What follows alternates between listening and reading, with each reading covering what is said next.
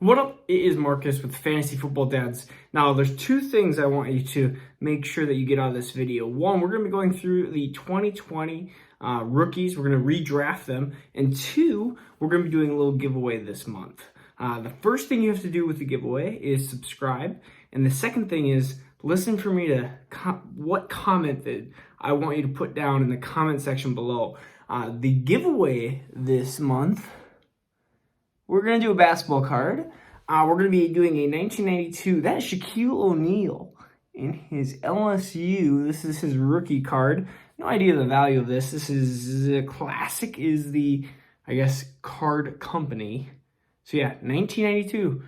So please subscribe to be eligible to win this. And then I will tell you what to comment here towards later in the video. So be sure to look that out. In 2020, we had one of the best draft classes, especially for Dynasty Fantasy Football that I can think of and that I can remember. So there's 12 picks. I'm gonna go through 12 rankings here. Back in August, no one can check because it's on my notepad and in my phone, but these were my rankings at the time, right before draft season. In August and September here.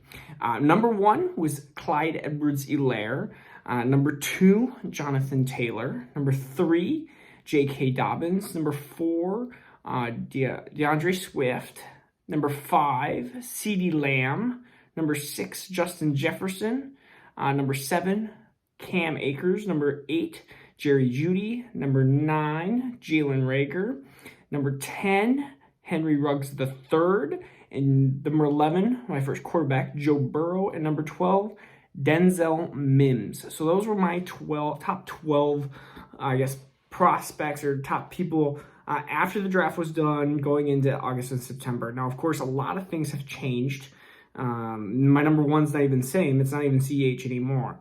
So we're going to go through the top 12 now. I'm going to dive a little bit deeper into where I would have them after their first year. Of course, all the rookies are done.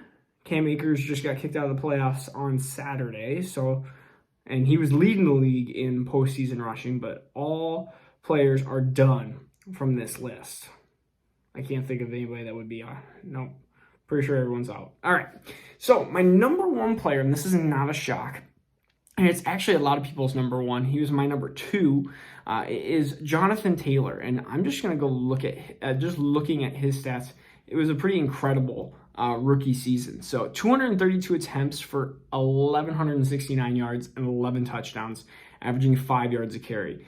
He also did have almost 300 yards receiving and a touchdown as well. So really good statistics. One of the big, huge things I really enjoyed from his statistics is that he could receive. And his biggest knock going in from Wisconsin was, is he going to be the Melvin Gordon type where he can catch? Or will he be a Wisconsin running back that cannot catch? So there was some questionability about his hands as well, and his hands looked fine. He actually made a couple of good one-handed catches as well during the year. So just studying his tape, he progressed too. His value probably went down first. He wasn't even in my top probably 2 or 3 after about halfway through the season, just because he wasn't finding holes. He wasn't following gaps. And I can't think of Williams, whoever it was, Nyheim Hines, he was really good as well. And whoever the other running back was, of course, he was doing well. And then Marlon Mack was, of course, hurt with his Achilles and will probably not be re-signed. So let's look at the future of Jonathan Taylor. The future is he's going to have the backfield. That is going to be something that we might have some issues with some of the running backs down below. Nyheim Hines, he'll probably be there, but he's, of course, a pass-catching back. He plays well in that role, too. I mean, honestly, if you get the last couple games of Jonathan Taylor, 78 yards, that was, of course, a loss in Buffalo in a playoff game, but 253, 78, or 74, 83, 150. It's like 2 touchdowns, 1 touchdown, 2 touchdowns. The biggest probably concern is what are they going to do with their offense at quarterback position? And that's really something that he can't really control. Maybe you could see not as many touchdowns and maybe more yards because they're going to put a lot more on his plate. It depends really what they do at quarterback. I mean, there's some quarterbacks that could definitely be out there for free agency. So he is my number 1. Of course, he has really come on late and he has been really good. So my number 2, and this was my number 6 before, but he was my wide receiver 2. And so I had a lot of, and you could probably see all my memorabilia here with my Vikings man cave stuff. So I'm kind of a homer on this pick. And it's just because partly he's amazing. He's what we thought what we thought his ceiling could be. And I know that Diggs left, and Diggs did absolutely amazing. But Justin Jefferson is my number 2. If I were to redraft, if we're starting now, let's just say there was a rookie draft and you guys pick the 2020 picks, Justin Jefferson would be number 2. He just really has all the abilities of route running, separation, catching in traffic, catching not in traffic, just hands, everything. He's tough. He goes across the middle. Of course, I've watched every single play of the Vikings, which helps because I've got to see his maturation and everything like that. But Justin Jefferson is my easy wide receiver number 1. He may be just slightly less talented than Lamb, but Kirk Cousins, I think, is staying. I don't foresee them changing at quarterback at all. Cook, of course, did a lot of running, but Thielen is also getting older. So it's one of those things what is going to get worse? Probably not much. He's probably his baseline is probably going to be 1,300 yards and a top 10, 15 wide receiver. It would be his low baseline. Another thing is he wasn't even existent in the first 2 games. He did all this 1,400 yards, breaking records, most in the Super Bowl area for a rookie. He did this all in pretty much 14 games. He was there for the first 2 games, but he wasn't there. He wasn't involved in the offense until they really started unleashing him. And in redraft, I traded him and some other small piece for DeAndre Hopkins, and I lost the trade. That's just sometimes how those things happen. I thought I was ripping this person off. I was getting DeAndre Hopkins, and this was just redraft, and I gave away Justin Jefferson, and I lost the trade. It just so happens that you never know. You never know. But my number 3 was my number 1 going in, and he had a down, you could say down season, because he was a starter. 13 games he played, 803 yards, and I think that's 4 touchdowns. And it's by a guy that was the first running back drafted in 2020. The only first round running back, which was just Clyde Edwards-Helaire, also known as CEH, which is easier to pronounce and say. So CEH, my number 1 running back going in the draft class. I mean, you just look at his opportunity. And the biggest problem, I would say, for the top 4 running backs, which was CEH, Taylor, Dobbins, Swift, is the talent-wise was probably Swift, Dobbins, Taylor, CEH, in my opinion. I know it's arguable about the Jonathan Taylor stuff, but opportunity-wise and placement-wise, where they were drafted, it was a flip-flop because Clyde Edwards-Helaire, 4th best running back, 1st best situation. Jonathan Taylor, my 3rd best running back in the 2nd best situation. Dobbins, 2nd and 3rd. And then, of course, Swift, the best running back in the class, but also the 4th landing spot. And there's a reason why we haven't even said his name yet. It's because it's the Lions. But we'll get to that. Clyde Edwards-Helaire, Kansas City, he's going to have a 5-year option, or he's going to have a 5th-year option. First-round running backs almost always do well. They have such safety, lots of draft capital. In fantasy, they just do well statistically, and that is why even people were trying to buy Rashad Penny, literally pennies on the dollar. That's my dad joke of the day. They were literally still trying to buy him before he was injured, and potentially he still has some worth because they know, oh, he's a first-round running back. What are they going to do? And so Clyde Edwards-Helaire, CEH, 803 yards, 4 touchdowns, and realistically, his future is bright. They're not going to re-sign Le'Veon Bell. He's washed up. Damian Williams is going to come back. I think that's going to be an interesting name, but not interesting production-wise. And so it'll be really, he just needs to get into his groove of things. They didn't use him at pass catching at all, which was so frustrating. If I can click on his name. Here he had 297 yards catching on 36 receptions. He had less yards than Jonathan Taylor by 2 yards. But that's just so frustrating because he did so well at pass catching in LSU. So with Joe Burrow, and it was just frustrating. It was really, really frustrating to see how he was utilized in Kansas City the first year. a lot of times it takes a little bit of time, not for some of these running backs, but for some of them, it just takes a little bit of time for them to get into their own right. And even Jonathan Taylor, it took 8 games.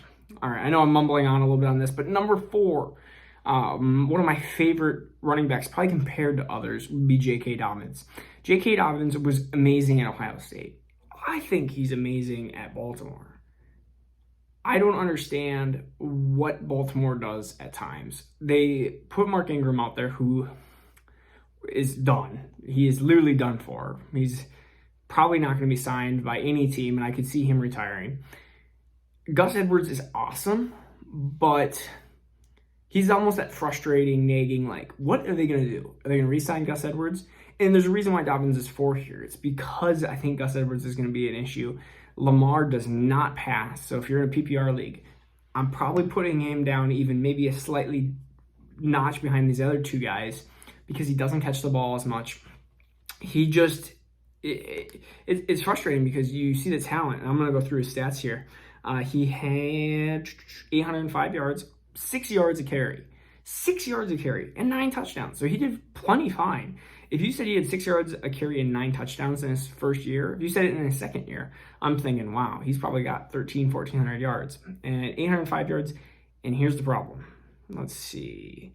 120 yards receiving. So I know I'm pulling these up individually as we go, but like just receiving is just not where it needs to be. And I don't see that changing, unfortunately. So if you are in a full PPR, probably notch below, just peg them down a little bit behind these next 2 guys. So we have the next 2 guys are talent and then kind of the boomer bust guy that I really liked, but of course he came on strong as of late. So if you've made it this far in the video, we're at number 5. Please comment your favorite number or just a number between 1 and 1,000, and whoever gets closest in the next couple videos here, we're gonna do the Shaquille O'Neal card giveaway. The rookie card. So if you made it this far, or you just want this little action here, and the better chances you have right now, because I mean, we only got a couple people watching, so you have a better chance now than you do maybe down the road. So think about that. And free stuff's always fun. All right, anyways, number 5, DeAndre Swift. Let me find Command F. Let's find Swift. DeAndre Swift, only 521 yards rushing. He had some injury problems, and I think that was part of these issue, but he was a second-round draft pick, number 35 by Detroit, but he had 8 touchdowns, and he had 46 receptions for 357 yards, probably the best pass catching of this entire draft class when it comes to running backs. And he's the most talented running back, I think, still. If you were to say, you get to put DeAndre Swift on a different team, you get to put him on the Colts. You get to put him on Kansas City. You get to put him on even Baltimore. Where would you draft him? Probably closer to 1. And it's just, the Lions are a frustrating team. And you go, well, he still did really well. What happened about 2021? Like, well, Matthew Stafford might not be there. Galladay might not be there. Marvin Jones might not be there. Head coaching staff is all in shambles. Like, who knows what's going to happen? The head coaching staff didn't even draft Swift. And I hate seeing those things happen because you want to draft a coach, connect with the players that he drafted, and you don't want him to just start throwing basically into a full rebuild and say, we don't want these players. I think having a new coach, though, will help get Adrian Peterson out of there. He doesn't need to be in there. I mean, he's horrible anyway. So DeAndre Swift, the best talent in this draft. That's why he's number 5. Lions just frustrate me. And he's going to be so hard to gauge in redraft. But we're not talking about redraft. Dynasty. Yeah, he was my number 1 going all the way up until they said the Lions draft DeAndre Swift. And I was kind of just like, ugh. Kerryon Johnson probably should be gone, though. Their whole team might be different. And that's going to be the biggest problem. That's why we're drafting now. And there's a lot of unknowns. If we said this right before 2021 draft, we probably know a lot of things. But, I mean, who knows with DeAndre Swift? And Lions running backs are notoriously A, injured, and B, just get thrown to the side. Like, Kerryon Johnson was the biggest next upcoming thing from Auburn, and then just nothing. And, like, a short just draft class of DeAndre Swift. And they put a lot of capital in Kerryon Johnson, too. All right, off to number 6. And number 6 was one of my favorite running backs. But He has the Kenneth Gainwell kind of problem. Kenneth Gainwell had more production. Antonio Gibson was not used at Memphis. And that was so confusing and so, I guess confusing is like the only word I can really say, because it was so frustrating because you saw Antonio Gibson's talent on tape. You didn't know his competition, and you didn't know why in the world he wasn't used as a running back. There was even places that were letting him be a wide receiver because he was playing wide receiver as much as running back. But Antonio Gibson was one of the most highly productive running backs in this class. And I mean, if you talk about this amazing class, and we talk about 795 yards and 11 touchdowns, that is the big key. 11 touchdowns for a horrible team. And he was injured with his toe injury and everything like that as well. He averaged almost 5 yards a carry.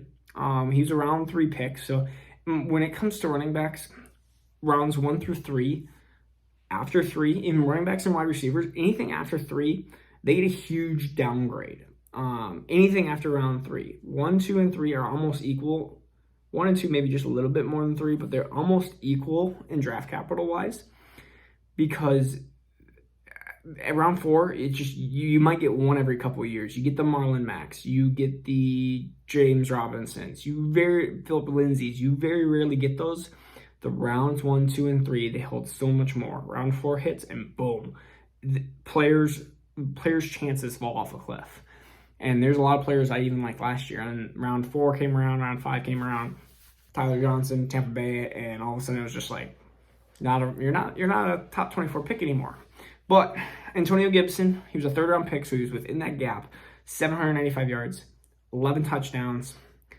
Got sniped by Peyton Barber on the ground and got sniped by J.D. McKissick in the air.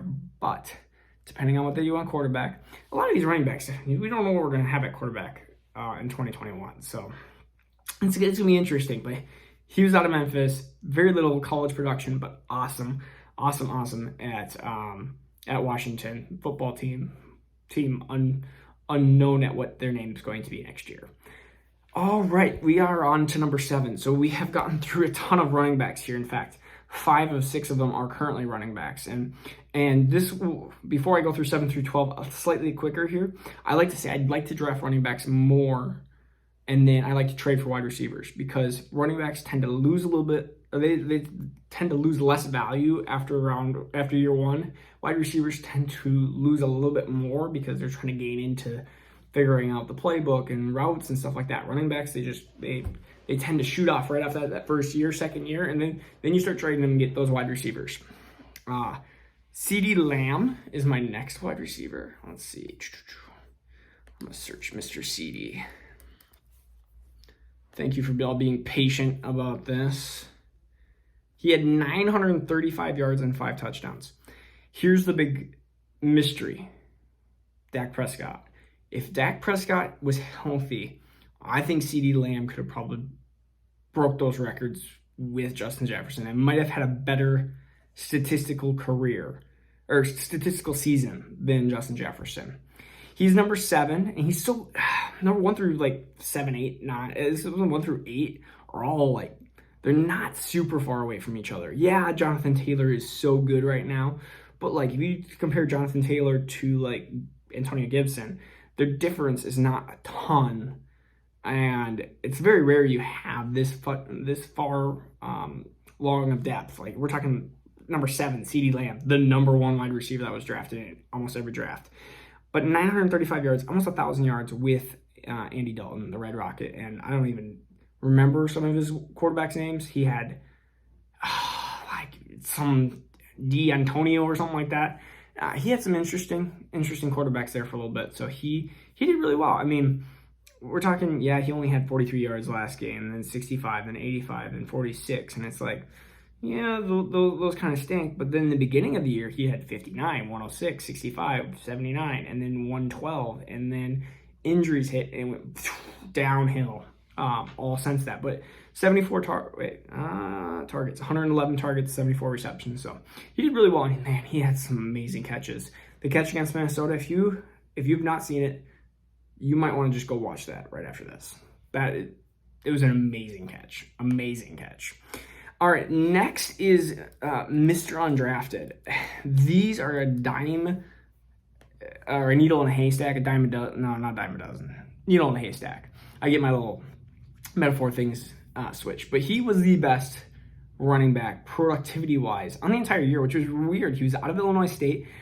I personally was not super on him in the draft class. I know some people are going to be like, oh, did you know who he was? I knew who he was. Did I think he was going to be amazing in Jacksonville? No. There were so many chances I could have drafted him, and I was like, nope, it's going to be Reichwell Armstead. It's going to be him.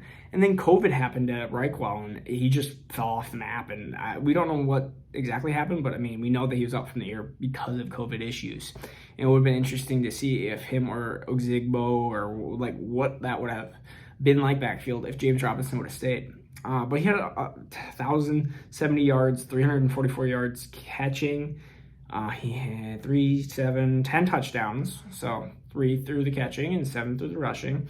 And yeah, he was just one of the statistically best running backs, even in the league. And so just rewatching some of his highlights, you go, man, he's a little bowling ball, 5'9", 220, He's got some active wiggle to him as well. So it's really interesting just to see an undrafted player. And the only reason why he's probably not higher is because undrafted players tend to, unless you're Arian Foster, they tend to go downhill, or they tend to not have the opportunities as some of the second, third, and first rounders do. And that makes sense. I mean, you could see him in 2 years, all of a sudden they want the new thing, and all of a sudden he's non-existent. And Jacksonville could easily do that. They tend to, I mean, look what they did with Leonard Fournette also. And Leonard Fournette wasn't great, but off he went. Number 9, probably the biggest, I guess, my biggest person I hate. And hate's a bad word, but it's just, I'm not a big fan of Cam Akers. He came out of Florida State, and he seems to not run finding the gaps. They have Darrell Henderson, they have Malcolm Brown, but he's starting to perform well, and that's all that matters, I guess, in fantasy. It doesn't matter if you're a good running back, a bad running back, as long as you put up points in fantasy, and as long as your coach likes you, which are two things that Cam Akers basically has going for him. And halfway through the year, if you would have told me Cam Akers is in your top 10 or not in your top 10, I would have said probably 90% chance he was not in my top 10. And look at here, he's at 9. So things can definitely change, and they have for him because, of course, he's got the most rushing yards in postseason currently. Of course, that will be taken over because they are out of the postseason right now. But still, he's done really well for, statistically wise, analytically wise, and video watching. Not the greatest. And so he's super raw still, and he misses holes and misses cutbacks and stuff like that. So those are my biggest issues. Number 10 is the guy I really hope gets a quarterback. And I think I've said this 10 million times. I hope this person gets a quarterback. But Jerry Jeudy has some of the best route running. I believe they even put a YouTube video on him just breaking ankles for 10 minutes. He is a nasty route runner. But he has a problem with some drops. And I will say early in the season, he definitely had some issues. But he performed well overall, statistically wise, too. I mean, when I looked at his stats, I go, oh, he actually, let's see, Jerry Jeudy. That's all I had to look. Of course, he was one of the Alabama trio, or quadruplets, I guess you can say now, with Waddle being in there. So Waddle and DeVonta Smith, along with him and Henry Ruggs. So they had a lot of weapons there. But 856 yards and 3 touchdowns. 3 touchdowns. That's a big problem coming up. Las Vegas, the last game of the year, he had 140 yards on 7 targets. And then he caught 6 of 15 targets. That's a little problem. But he was targeted for 61 yards. So he had 61 yards on 15 targets. That's not great, but it is what it is. I think Jerry Jeudy, if he has a competent quarterback, will be a good wide receiver, especially with him not being the alpha. He'll be the beta. Alpha, Cortland Sutton, hopefully will be back and healthy after he tore up his knee, which means multiple ligaments. We know that. Hopefully Matthew Stafford go there somewhere. Eagles, I don't want Carson Wentz to go there or get traded over there or something like that. Maybe they get a rookie. Drew Lock's not the answer. We know that. So anyways, Jerry Jeudy, high talent, high ceiling, can be really amazing, but we still have yet to see it fully unfold on the field. The last two people are also wide receivers. And, well, as you'll find out at number 11 here, T. Higgins, 908 yards, 6 touchdowns, did really well, and then all of a sudden fell off the map when Joe Burrow got hurt. And these wide receivers need some darn quarterbacks. They really do. And he looked amazing. I know that this is kind of a bad thing to say. I'm just looking at the next wide receiver here, but wide receivers in the 80s, if they have the number 80 something, I tend to actually knock them down a little bit, because how many great wide receivers have 80s? Think about it. Like right now, in the last 5 years. It's hard to think of. It really is. I believe CeeDee Lamb is 88. But, I mean, ultimately, all the good wide receivers have won something. 18 for Justin Jefferson. It's just all these wide receivers are coming up with these low numbers. And so Higgins, and we didn't know exactly with Tyler Boyd, and then they had Auden Tate, and then they had AJ Green, and they had all these different wide receivers, and how good is Joe Burrow going to be, and all these different question marks. So Higgins is my number 11. I really do like him progressing as long as Joe Burrow, Higgins has got a quarterback. Well, hopefully that will have his knee back on. But he's my number 11. And then to round out my number 12 is a guy that I was actually, again, thought he was an athlete. And I like football players, not necessarily athletes. And so it is Chase Claypool, who had 9 touchdowns, 873 yards. He will be the number 2 wide receiver in targets-wise, at least, next year. Deontay Johnson will be the number 1 guy, and he will be more that slot. I could see them being the Chris Godwin and Mike Evans. Do you want the Mike Evans or do you want the Chris Godwin? They both are different wide receivers. Deontay Johnson is the Chris Godwin that just drops balls. So, I mean, there's that. I mean, Deontay Johnson's going to get a ton more targets. He's probably gonna have 1,200 yards next year. But Chase Claypool is going to be the big threat wide receiver. He's going to probably be over 1,000 yards as well next year. I would assume so. It's just, who's your quarterback going to be? Is it going to be Big Ben? I really hope it is for another year for Chase Claypool. But he was a 2nd-round pick, 49, tested out of the gym, and he is just a huge wide receiver, 6'4", 238. I thought they were even potentially going to move him to tight end last year, right after the draft. I was like, maybe this is their new tight end. And apparently he's just a freak of nature and doesn't need to be a tight end. So that is my top 12. I will go through 13 and 24 on another video here soon. I also want to do a 2021 rookie draft profile 1 through 12 here. And maybe it'll take a half hour, maybe it won't. We'll find out. But this is Marcus with Fantasy Dads. I really hope that you enjoy the video content. I know sometimes I'm rambling on. I know sometimes I'm searching up stuff. But please let me know any helpful critiques. Anything helpful hints on what you would like me to see, what you'd like me to do. I want to keep improving this channel. I want to keep educating and throwing out more information out there.